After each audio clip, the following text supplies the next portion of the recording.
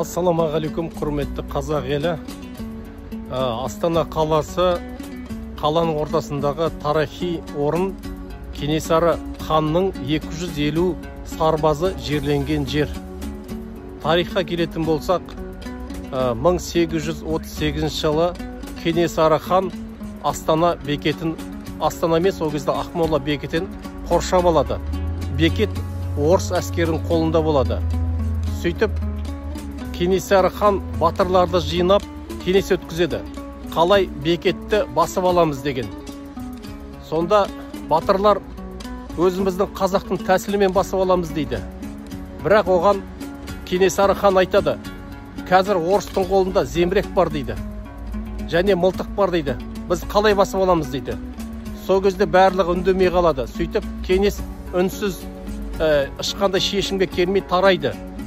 Кенесары хан өзінің әскерінің ішінде екі татар болған. Олар қашқын татарлар, Ресейден қашып келген, Ресей жерінде олар зембірек жасайтын жерлерде жұмыс жасаған болатын. Соларға зембірек жаса деп өтініш жасаған болатын.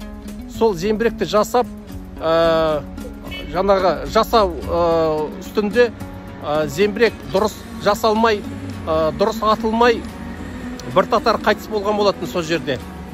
Екінші бір татар ғана тірі қалған. Сол татарды шақырып алып, сол татардан Кенесары хан кеңес сұрайды.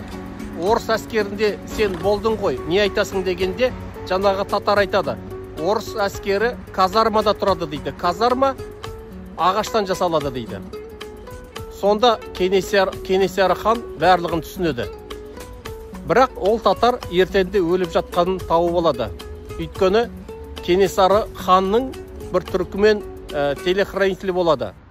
Төс қағары. Ол түркімен бойы 2 метр мылқау.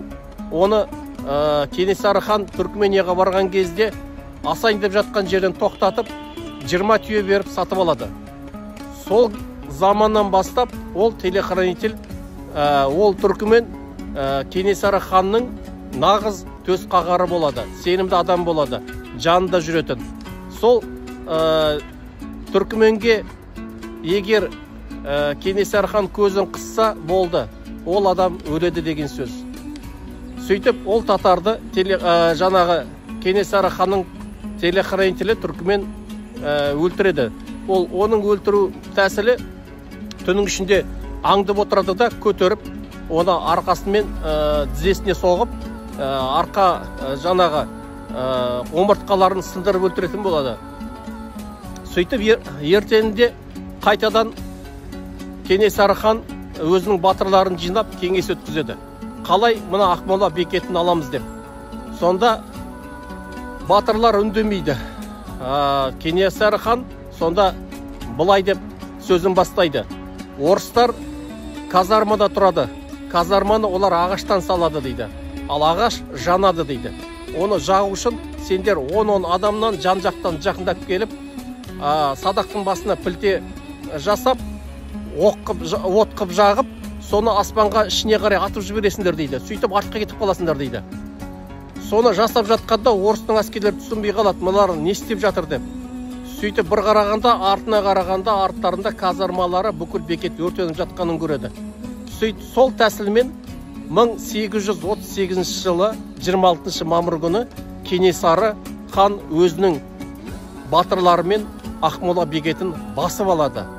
Міне осы жерде сол еліміз, жеріміз деп, ел үшін, жер үшін, қазақтың жер үшін, болашағы үшін шахид болған 250 батыр жерленген Кенесары ханның.